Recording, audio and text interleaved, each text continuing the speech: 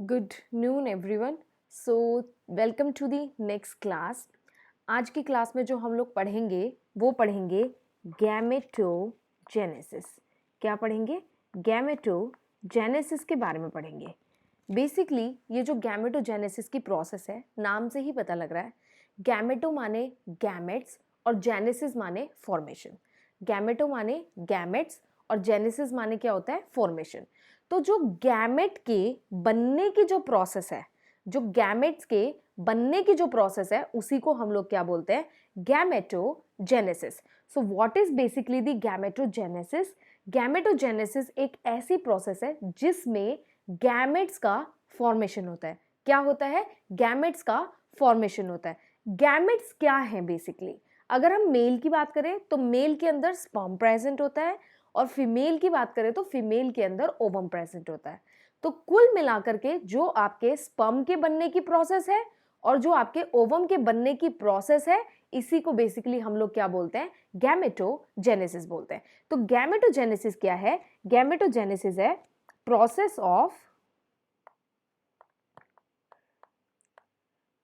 Of formation of gamete. ठीक है, एक ये ऐसी प्रोसेस है जिसमें क्या होता है? गैमेट्स का फॉर्मेशन होता है। ये एक ऐसी प्रोसेस है जिसमें किसका फॉर्मेशन होता है? गैमेट्स का फॉर्मेशन होता है। अब गैमेट्स की बात करें तो मेल के अंदर क्या होता है? मेल के अंदर होता है स्पर्म, और फीमेल की बात करें तो फीमेल के अंदर क्या गैमेट होता है? फीमेल के अंदर होता है ओवम।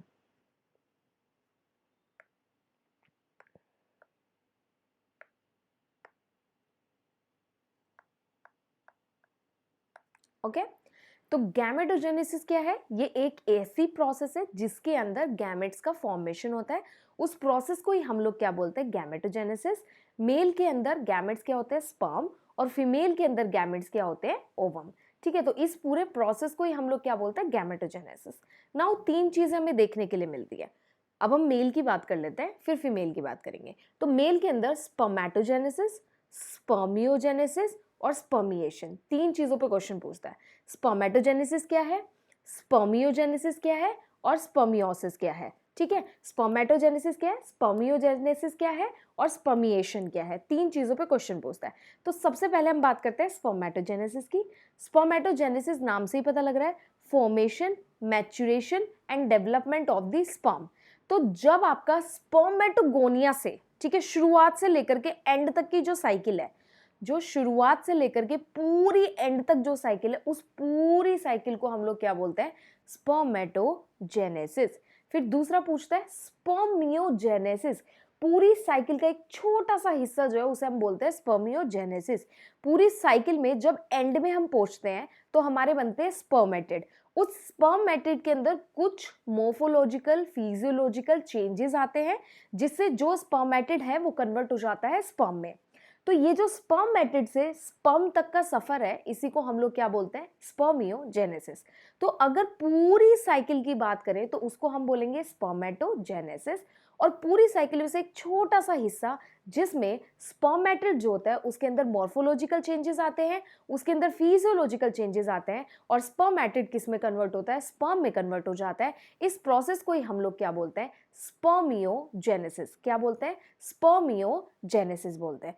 एक लास्ट जो है छोटा सा, उससे भी क्वेश्चन पूछता है, स्पर्मिएशन क्या होता है? क्या? स्पर्मिएशन।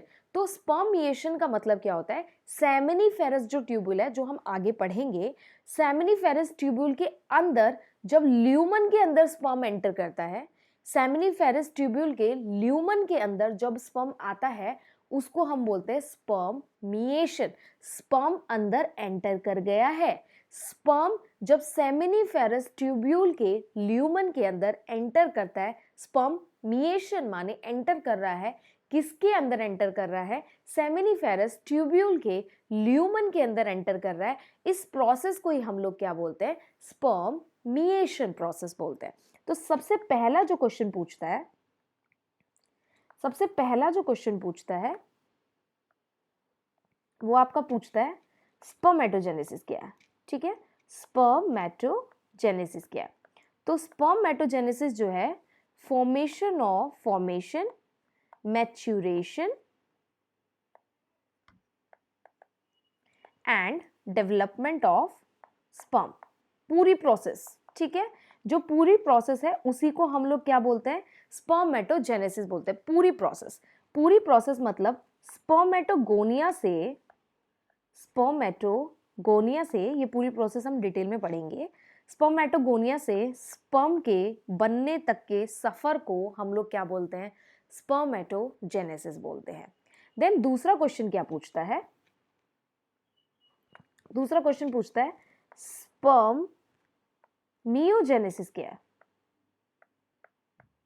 स्पर्म मियोजेनेसिस पूरी साइकिल का एक छोटू सा प्रोसेस है। उस छोटू से प्रोसेस में क्या होता है, जब स्पर्मेटिड बन जाते हैं, क्या बन जाते हैं, स्पर्मेटिड बन जाते हैं, उनके अंदर कुछ मॉर्फोलॉजिकल बदलाव आते हैं, ठीक है। ये जो आपका स्पर्मेटिड है इसके अंदर कुछ मॉर्फोलॉजिकल बदलाव आते हैं, ठीक है, कुछ उसके स्ट्रक्चर में चेंजेस आते हैं, कुछ उसके फिजियोलॉजिकल चेंजेस आते हैं, और ये सारे बदलाव आने के बाद ये जो स्पर्मेटिड है ये किस में कन्वर्ट हो जाता है, स्पर्म में कन्वर्ट हो जाता है। तो इस प्रोसेस को, एक छोटी सी प्रोसेस जिसमें स्पर्मेटिड किस में कन्वर्ट हो रहा है, स्पर्म में, पूरी स्पर्मेटोजेनेसिस साइकिल इतनी बड़ी है और उसके एंड वाले इतू से छोटू से प्रोसेस को हम लोग क्या बोलते हैं, स्पर्मियोजेनेसिस। क्या बोलते हैं, स्पर्मियोजेनेसिस, ठीक है। देन थर्ड क्वेश्चन क्या पूछता है, थर्ड क्वेश्चन पूछता है स्पर्मिएशन के बारे में। किसके बारे में, स्पर्मिएशन के बारे में। तो स्पर्मिएशन, स्पर्म एंटर कर रहा है, स्पर्मिएशन मतलब स्पर्म एंटर कर रहा है। जब स्पर्म सेमिनिफेरस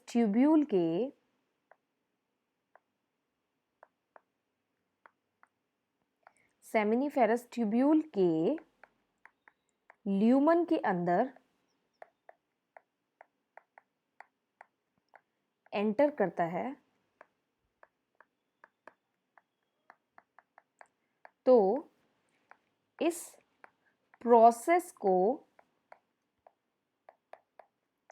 स्पर्मिएशन कहते हैं।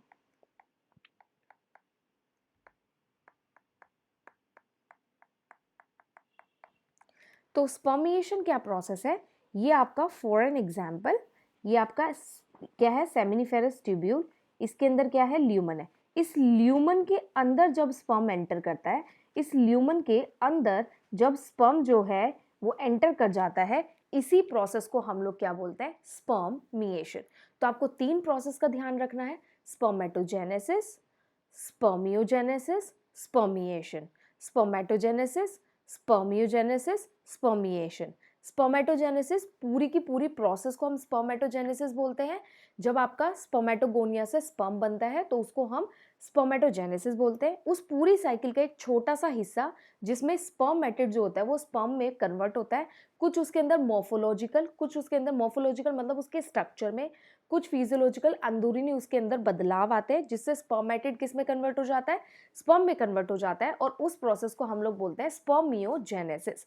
अब स्पर्मिएशन क्या होता है, स्पर्मिएशन एक ऐसा प्रोसेस है जिसमें स्पर्म जो होता है वो सेमिनिफेरस ट्यूब्यूल के लॉब्यूल के अंदर एंटर करता है, उसी को हम लोग क्या बोलते हैं, ठीक है, उसके ल्यूमन के अंदर एंटर करता है, उसी को हम लोग क्या बोलते हैं, स्पर्मिएशन बोलते हैं। तो अभी तक हमने तीन प्रोसेस के बारे में डिस्कस किया, स्पर्मेटोजेनेसिस, स्पर्मियोजेनेसिस और स्पर्मिएशन। अब हम लोग जो पढ़ते हैं थोड़ा सा बेसिक जो है एक स्ट्रक्चर देख लेते हैं, टेस्टिस का क्या क्या होता है, सेमिनिफेरस ट्यूब्यूल कहाँ पे होती है, बेसिक चीजें देख लेते हैं। तो सबसे पहले आपका जो होता है ये हो गई टेस्टिस, ठीक है। टेस्टिस की होती है 3 लेयर। टेस्टिस की कितनी लेयर होती है, टेस्टिस की 3 लेयर होती है, 3 लेयर होती है। कैसे, बाहर से अंदर की तरफ बताते हैं, ठीक है, बाहर से अंदर की तरफ। तो जो टेस्टिस है इसकी 3 लेयर होती है बाहर से अंदर की तरफ। पहली होती है ट्यूनिका वेजाइनोसा, ठीक है, फिर होती है ट्यूनिका एल्ब्यूजिना, और फिर होती है ट्यूनिका वैस्कुलोसा। ट्यूनिका वेजाइनोसा बोल लो, वेजाइनैलिस बोल लो। तो सबसे जो बाहर वाली लेयर आती है उसका नाम क्या है, ट्यूनिका वेजाइनोसा। फिर जो अंदर वाली लेयर है मिडल वाली, ट्यूनिका एल्ब्यूजिनिया, और जो सबसे अंदर वाली है ट्यूनिका वैस्कुलोसा। वैस्कुलोसा मतलब ये आपकी जो है वेस्क्यूलोसा का मतलब क्या होता है? वेस्क्यूलोसा का मतलब होता है कि जो आपके ब्लड वेसल्स हैं उसके कांटेक्ट में होगी। ये वो लेयर है, एक सेकेंड, ये वो लेयर है जिसके अंदर क्या होगा, आपका ब्लड वेसल्स जो होंगी थोड़ा बहुत सप्लाई करेंगी, तो इसलिए उस लेयर का नाम क्या हो गया, ट्यूनिका वेस्क्यूलोसा। तो जो सबसे बाहर वाली लेयर है उसका नाम क्या होता है, ट्यूनिका वेजाइनोसा। फिर हमारी जो बीच वाली लेयर है, एक बीच में लेयर बनती है, इसको हम लोग बोलते हैं ट्यूनिका एल्ब्यूजिनिया। ये आपकी क्या हो गई, ट्यूनिका एल्ब्यूजिनिया। फिर जो सबसे अंदर वाली लेयर है, जो सबसे अंदर वाली लेयर है, ये वाली लेयर, इसको हम लोग बोलते हैं ट्यूनिका वेस्क्यूलोसा। ठीक है, तो 3 लेयर हो गई टेस्टिस की, tunica vaginalis, tunica albuginea, tunica vasculosa. Tunica vaginalis, tunica albuginea, tunica vasculosa, तो ये 3 लेयर होगी। और इसके अंदर यहाँ पे ये आपका प्रेजेंट होती है सेमिनिफेरस ट्यूब्यूल। ये आपकी क्या हो गई, सेमिनिफेरस ट्यूब्यूल। अब यहाँ पे ये आपकी हो गई इसके अंदर होंगे लोब्यूल्स। यहाँ पे क्या होंगे, लोब्यूल्स होंगे, नॉट डायरेक्ट सेमिनिफेरस ट्यूब्यूल। इसके अंदर क्या होंगे, इस तरीके के लोब्यूल्स प्रेजेंट होंगे। ठीक है, लोब्स प्रेजेंट होंगे। ये क्या हो गई, लोब्स हो गई। इस लोब्स के अंदर सेमिनिफेरस ट्यूब्यूल होता है। ठीक है, जैसे ये हो गई आपकी एक लोब, और इस लोब के ये एक लोब हो गई। ऐसे हमारे पास देखो 1 2 3 ऐसे हमारे पास बहुत सारी लोब होती है, 25 से 30 जो होती हैं वो हमारे पास ऐसी लोब्स प्रेजेंट होती है। इस लोब्स के अंदर जो स्ट्रक्चर प्रेजेंट होता है, ये हो गई आपकी बाहर लोब, और लोब के अंदर 3 से 4 हमारे पास क्या प्रेजेंट होती है, सेमिनिफेरस ट्यूब्यूल। एसटी माने सेमिनिफेरस ट्यूब्यूल। तो यहाँ पे हमारी क्या प्रेजेंट थी, यहाँ पे हमारी प्रेजेंट थी लोब्स। ठीक है, इसके अंदर हमारी क्या प्रेजेंट थी, लोब्स प्रेजेंट थी। और इस लोब्स के अंदर, ठीक है, ये हमारी लोब्स हो गई, लोब्स के अंदर जो होती है सेमिनिफेरस ट्यूब्यूल्स प्रेजेंट होती है। कितनी होती है, एक लोब के अंदर 3 से 4 सेमिनिफेरस ट्यूब्यूल देखने के लिए मिलती है। तो ये हमारा टेस्टिस का स्ट्रक्चर हो गया। सबसे जो बाहर वाली लेयर है ट्यूनिका वेजाइनोसा, अंदर वाली ट्यूनिका एल्ब्यूजिनिया, और सबसे अंदर वाली ट्यूनिका वेस्क्यूलोसा। उसके अंदर हमारी लोब्स प्रेजेंट होती है, और लोब्स के अंदर प्रेजेंट होती है सेमिनिफेरस ट्यूब्यूल्स। तो ये हमारा टेस्टिस का स्ट्रक्चर है। अब सेमिनिफेरस ट्यूब्यूल की बात करते हैं। जो सेमिनिफेरस ट्यूब्यूल होती हैं, ये आपकी हो गई सेमिनिफेरस ट्यूब्यूल। एक यहाँ पे हो गई सेमिनिफेरस ट्यूब्यूल। ठीक है, 2 सेमिनिफेरस ट्यूब्यूल हो गई। ये जो सेमिनिफेरस ट्यूब्यूल है, इनके अंदर प्रेजेंट होता है ल्यूमन। ठीक है, ये इसका ल्यूमन हो गया और ये इसका ल्यूमन हो गया। ठीक है, ऐसे ये क्या प्रेजेंट हो गया, इसका ल्यूमन हो गया।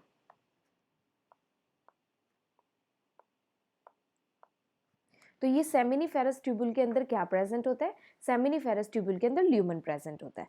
इस ल्यूमन के अंदर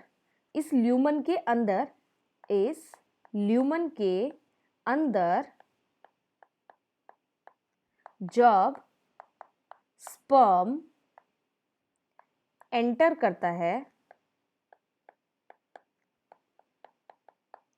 तब इस प्रोसेस को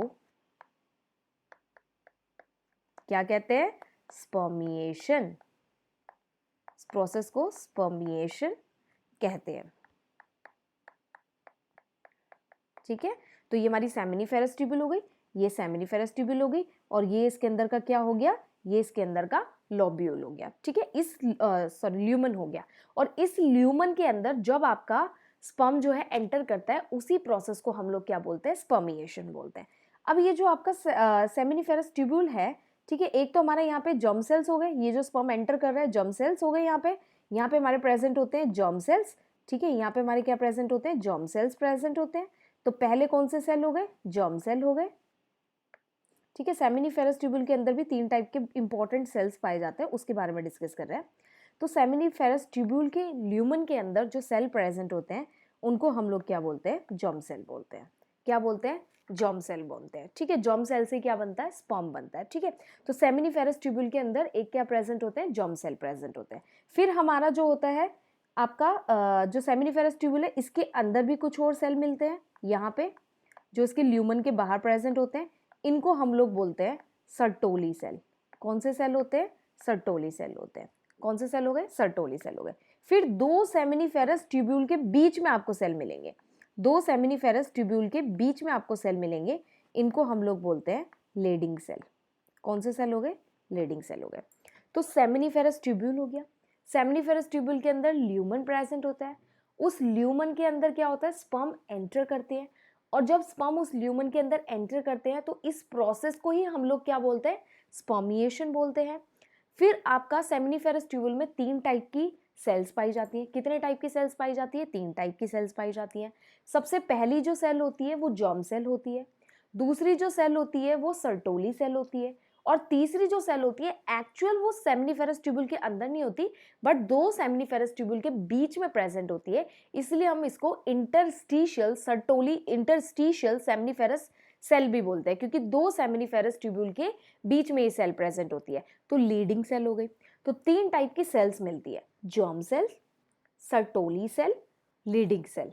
germ cell, Sertoli cell, Leydig cell. तो अब सबसे पहले बात कर लेते हैं जर्म सेल की। तो पहली कौन सी सेल हो गई? जर्म सेल हो गई। फिर दूसरी कौन सी प्रेजेंट होती है? Sertoli cell. Very very important, बहुत इंपॉर्टेंट है ये सर्टोली सेल। ये सर्टोली सेल बेसिकली करती क्या है? ये जो आपकी सर्टोली सेल है ये बहुत इंपॉर्टेंट है। सर्टोली सेल जो होती हैं वो स्पर्म को नरिशमेंट प्रोवाइड कराती है। स्पर्म को क्या प्रोवाइड कराती है? नरिशमेंट प्रोवाइड कराती है, और स्पर्म को प्रोटेक्ट करके चलती है। तो सर्टोली सेल का क्या काम है कि जो स्पर्म्स है उनको क्या प्रोवाइड कराएगी? स्पर्म को न्यूट्रिशन प्रोवाइड कराएगी और स्पर्म को प्रोटेक्ट करके रखेगी। तो बहुत इंपॉर्टेंट काम हो गया। दूसरा, आपको क्या याद रखना है इस सेल के अंदर? फॉलिक्यूलर स्टिमुलेटिंग हार्मोन आता है और वो इस सर्टोली सेल को एक्टिवेट करता है। कौन सा हार्मोन सर्टोली सेल को एक्टिवेट करता है? Follicular stimulating hormone. कौन सा हार्मोन? Follicular stimulating hormone. तो फॉलिकल्स जब बनते हैं हमारी फीमेल के अंदर तो भी फॉलिक्यूलर स्टिमुलेटिंग हार्मोन होता है, और यहाँ पे फॉलिकल्स बनाने में मदद करता है वहाँ पे, और यहाँ पे क्या बनाने में मदद कर रहा है? यहाँ पे ये जो फॉलिकुलर स्टिमुलेटिंग हार्मोन है ये सर्टोली सेल को एक्टिवेट करता है, और सर्टोली सेल हेल्प करते हैं जो स्पर्मेटोजेनेसिस की प्रोसेस है उसको हेल्प करते हैं। S4 सर्टोली सेल और S4 FSH। ठीक है, ये आपका FSH। तो कौन सा हार्मोन एक्टिवेट करता है सर्टोली सेल को? FSH। ठीक है, बहुत अच्छे से याद रखना है। सर्टोली सेल को कौन सा हार्मोन एक्टिवेट करता है? FSH हार्मोन एक्टिवेट करता है। तो सर्टोली सेल का काम क्या है? सबसे पहले बात कर लेते हैं सर्टोली सेल का काम क्या है। तो जो सर्टोली सेल होते हैं ये क्या करते हैं? ये स्पर्म को न्यूट्रिशन प्रोवाइड करते हैं,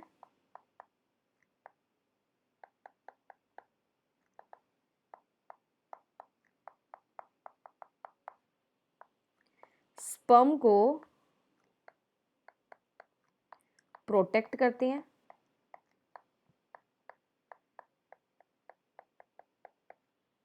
और FSH हार्मोन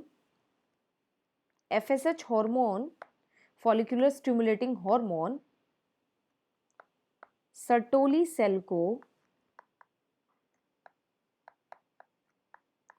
स्टिमुलेट करता है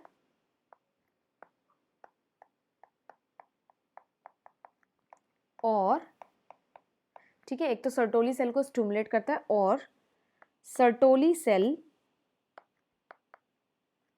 स्पर्मेटोजेनेसिस में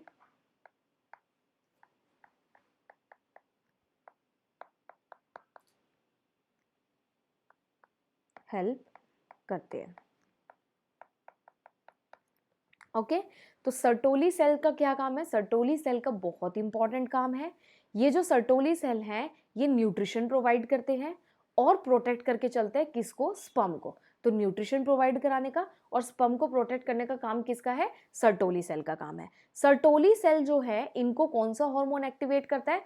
follicular stimulating hormone. Follicular stimulating hormone Sertoli cell को एक्टिवेट करता है और जो सर्टोली सेल है वो स्पर्मेटोजेनेसिस के प्रोसेस में मदद करती है। एस फॉर सर्टोली सेल और S for follicular stimulating hormone. हमारा जो नेक्स्ट हार्मोन है, हमारा जो थर्ड हार्मोन है वो है लेडिंग हार्मोन। कौन सा हार्मोन? Lending hormone. ये जो लेडिंग हार्मोन है इसको हम interstitial Sertoli cell, not Sertoli cell, interstitial seminiferous tubule, interstitial seminiferous tubule hormone भी कहते हैं। क्यों? क्योंकि ये दो सेमिनिफेरस ट्यूब्यूल के बीच में मिलता है।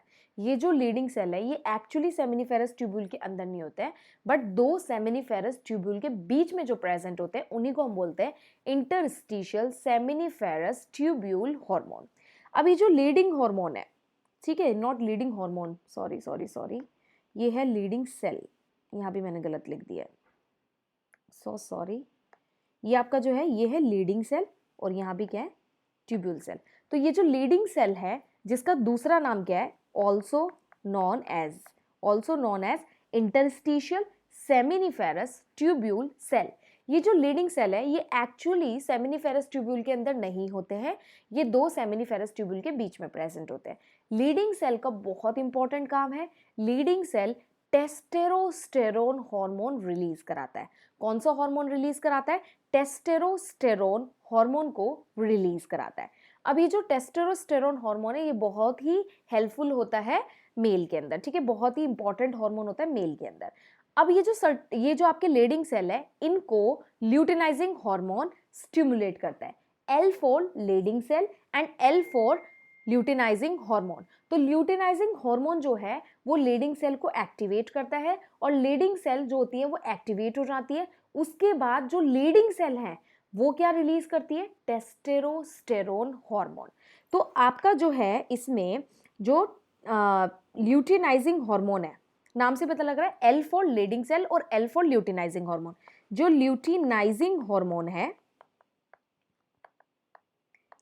ठीक है, LH हार्मोन, ये L for luteinizing hormone, L for Leydig cell, ठीक है, और वहां पे क्या आता है? एस फॉर सर्टोली सेल और S for follicular stimulating hormone. तो ये जो ल्यूटिनाइजिंग हार्मोन है ये क्या करता है? एक्टिवेट करता है या फिर स्टिमुलेट करता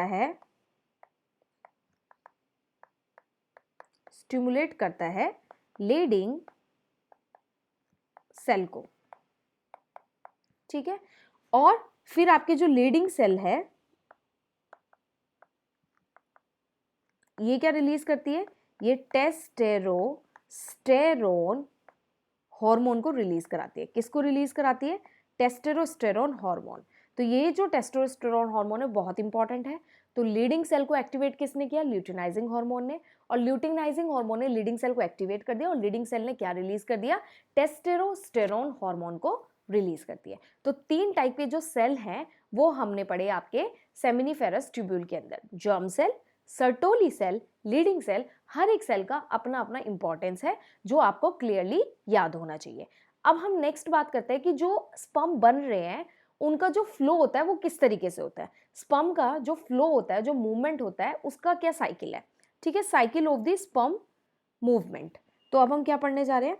साइकिल ऑफ स्पर्म मूवमेंट, मतलब स्पर्म कैसे मूव करता है, कहाँ से कौन से स्ट्रक्चर में से कैसे मूव करता है।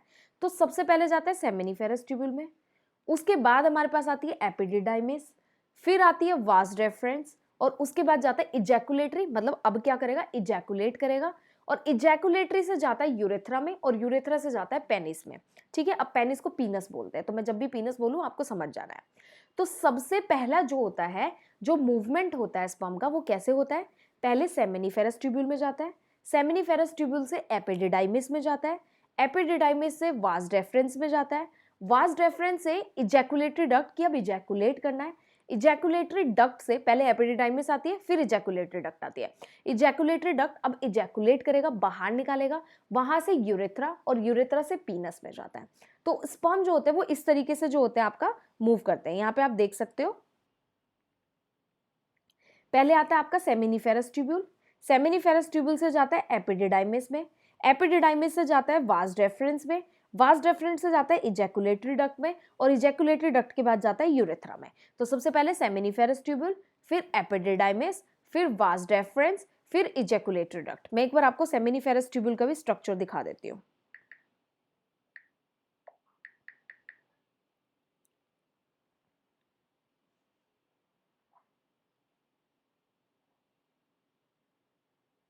ये आपका सेमिनिफेरस ट्यूब्यूल का स्ट्रक्चर है, ठीक है।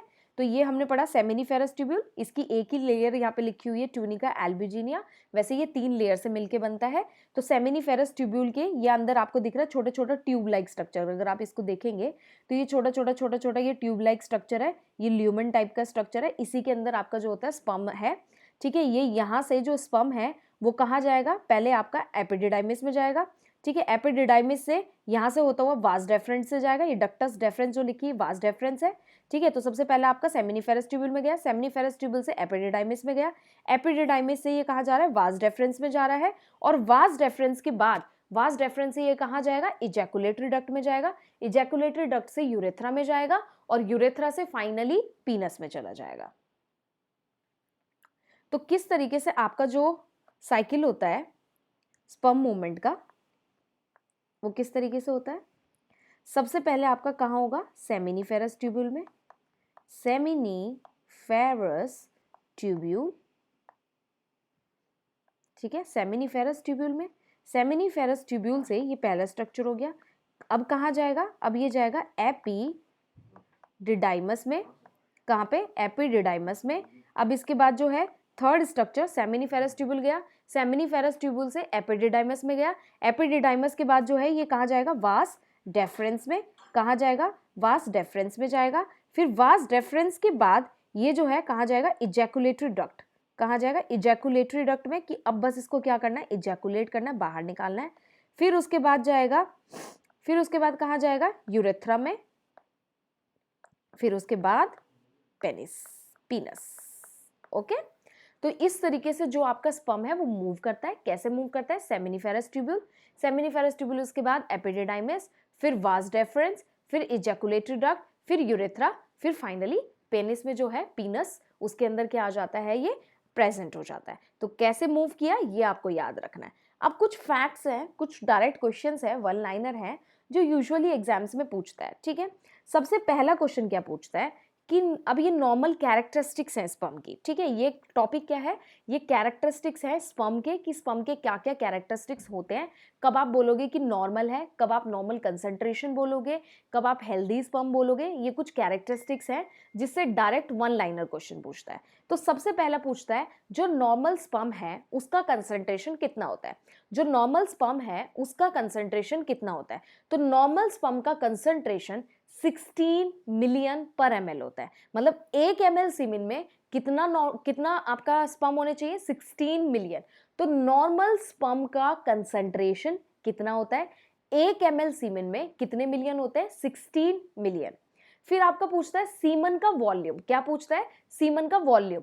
सीमन का वॉल्यूम अगर एक बार इजैकुलेट किया पीनस से, उसके बाद जो हमारे पास सीमन आया उसका कितना वॉल्यूम आना चाहिए, एक इजैकुलेशन में, एक बार पेनिस का मूवमेंट कराने पे एक इजैकुलेशन में कितना सीमन बाहर आता है एक बार में, तो कितना आना चाहिए, मोर देन और इक्वल टू 1.4 ml। तो पहला हमारा क्या हो गया, नॉर्मल स्पर्म कंसंट्रेशन, क्या, नॉर्मल स्पर्म का कंसंट्रेशन, जो नॉर्मल स्पर्म का कंसंट्रेशन होता है वो more than equal to 16 million per ml, मतलब 1 ml सीमन में कितने स्पर्म होने चाहिए, मोर देन, ज्यादा या बराबर 16 मिलियन के। फिर दूसरा क्या बोला था मैंने आपको, नॉर्मल वॉल्यूम कितना होता है, नॉर्मल वॉल्यूम कितना होता है। तो जब आप एक बार इजैकुलेट करते हो, एक बार पेनिस का मूवमेंट होता है, एक बार इजैकुलेशन में more than equal to 1.4 ml, more than equal to 1.4 ml per ejaculation, ठीक है। एक इजैकुलेशन में कितना सीमन बाहर आना चाहिए, more than equal to 1.4 ml। फिर हम वायबिलिटी की बात करते हैं, ठीक है। जो स्पर्म है हमारे पास 100% स्पर्म जो है वो तो वाइबल नहीं हो सकते, वो तो सारे के सारे सही नहीं हो सकते। तो आपका जो नॉर्मल है, जो जो एक बार में स्पर्म निकल रहे हैं, उसमें से कितने स्पर्म नॉर्मल होने चाहिए, वाइबल होने चाहिए, जिंदा होने चाहिए, वो आपके हो गए 54%। तो जब एक बार इजैकुलेशन में जो स्पर्म निकल रहे हैं, उसमें से 54% जो स्पर्म है, उसमें से 54% जो स्पर्म है वो कैसे होने चाहिए, नॉर्मल होने चाहिए। फिर हम बात करते हैं टोटल स्पर्म काउंट।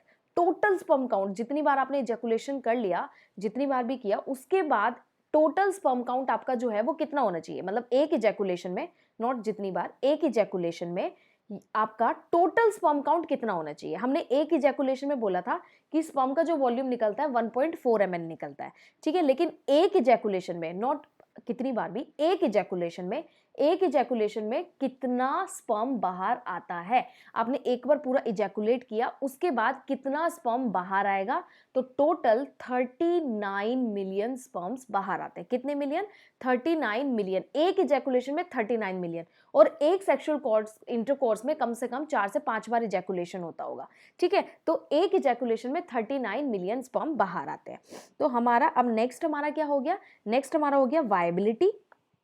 वायबिलिटी का मतलब यहाँ पे क्या है कि जो एक बार में स्पर्म निकल रहे हैं, उसमें से कितने स्पर्म, नॉर्मली कितने स्पर्म अच्छे होने चाहिए, मतलब बिल्कुल नॉर्मल होने चाहिए, वाइबल होने चाहिए। तो कितने स्पर्म नॉर्मल वाइबल होने चाहिए, 54%, जितने भी निकल रहे हैं उसमें से 54% नॉर्मल होने चाहिए।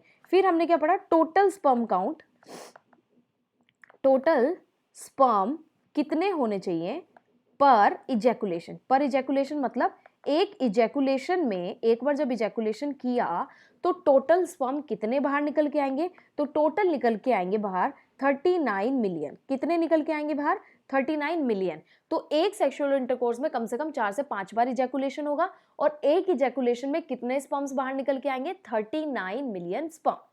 तो ये थी हमारी कुछ नॉर्मल कैरेक्टरिस्टिक्स जो स्पर्म की कैरेक्टरिस्टिक्स हैं। ये बताती हैं अगर ये सारी कैरेक्टरिस्टिक्स प्रेजेंट है तो स्पर्म हमारा कैसा है, नॉर्मल है।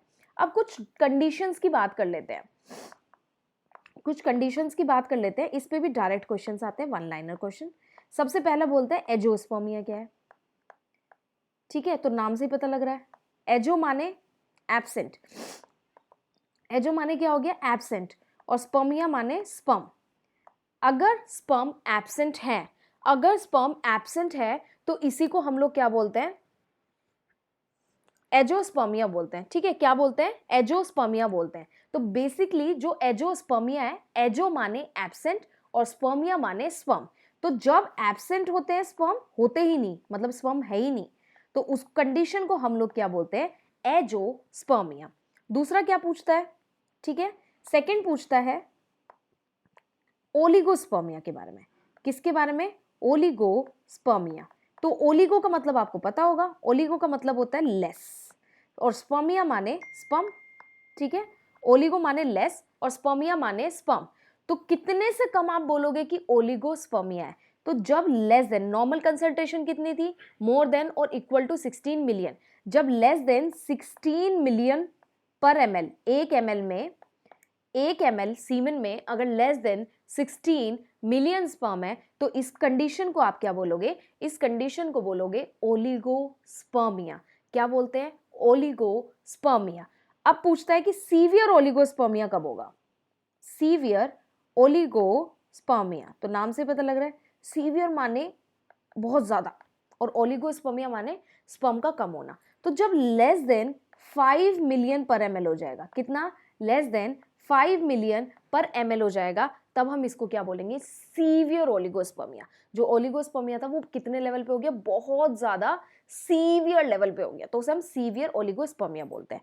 फिर एक और होता है एस्थेनोजूस्पर्मिया, एस्थेनोजूस्पर्मिया, या फिर आप इसको एस्थेनोस्पर्मिया भी बोल सकते हो, एस्थेनोजूस्पर्मिया और एस्थेनोस्पर्मिया।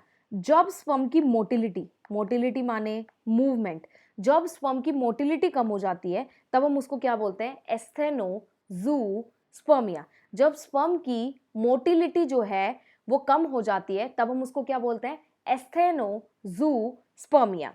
फिर हमारा आता है नेक्रोजूस्पर्मिया। क्या आता है, नेक्रो जूस्पर्मिया।